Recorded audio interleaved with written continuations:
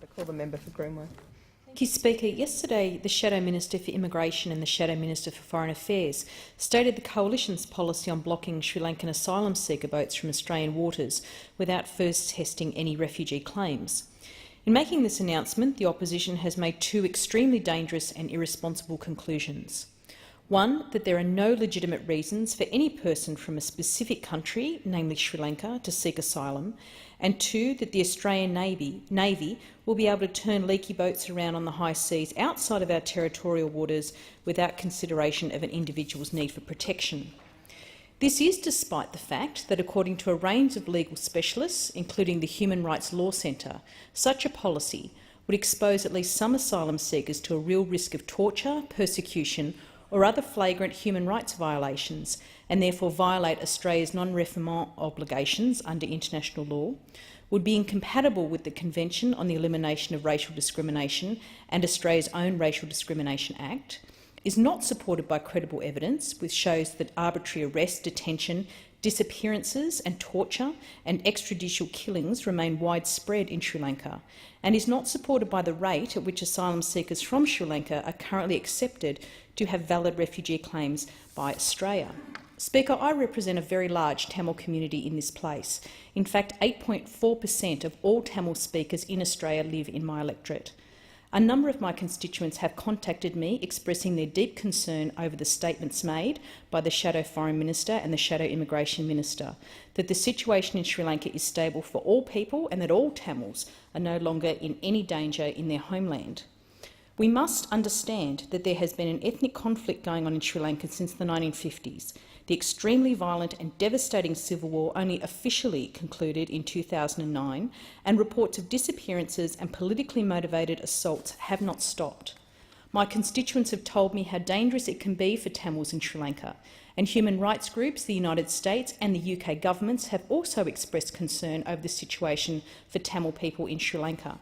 In fact, a 3-member US delegation was in Sri Lanka last week to discuss issues including progress in implementing the recommendation of Sri Lanka's own official investigation into the war, which called for the prosecution of persons on all sides of the conflict suspected of killing civilians. But according to reports, the delegation appeared dissatisfied enough to announce that it would repeat its action of last March, when it sponsored a resolution at the UNHCR urging Colombo to implement those recommendations. Deputy Assistant Secretary of State James Moore told reporters in Colombo the US has decided to sponsor a procedural resolution against Sri Lanka at the March 2013 sessions of the UNHCR. Another concerning development occurred only recently when the nation's Chief Justice was summarily dismissed despite protest by lawyers, human rights groups and clergy members. But despite this, after their trip, the Coalition has effectively declared that there are no legitimate reasons for any Sri Lankan to seek asylum.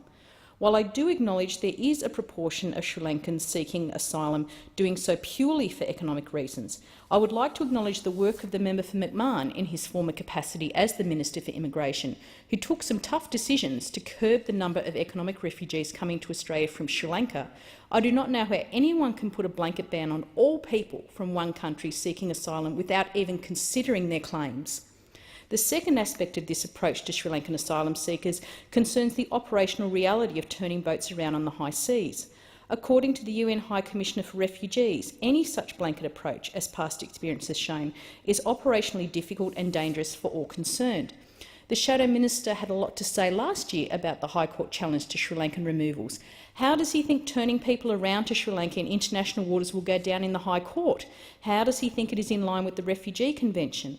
In closing, Speaker, I don't want to see people paying people smugglers and boarding boats and making the dangerous journey to Australia. And in fact, this is a concern I regularly hear from many Tamil members in my electorate, particularly those who have relatives languishing in refugee camps, including in India. But for the Coalition to try and paint a picture of Sri Lanka that differs quite dramatically from the one conveyed by human rights groups, the United States and UK delegations, and from members of my own electorate in order to legitimise a policy position that many have said is illegal under the Refugee Convention is, to put it mildly, disingenuous in the extreme. I have discussed this issue with the Minister for Foreign Affairs, and I would note his commitment to engaging with Sri Lanka in order to further progressing the reconciliation process in the country, and I will continue to advocate on this very important issue.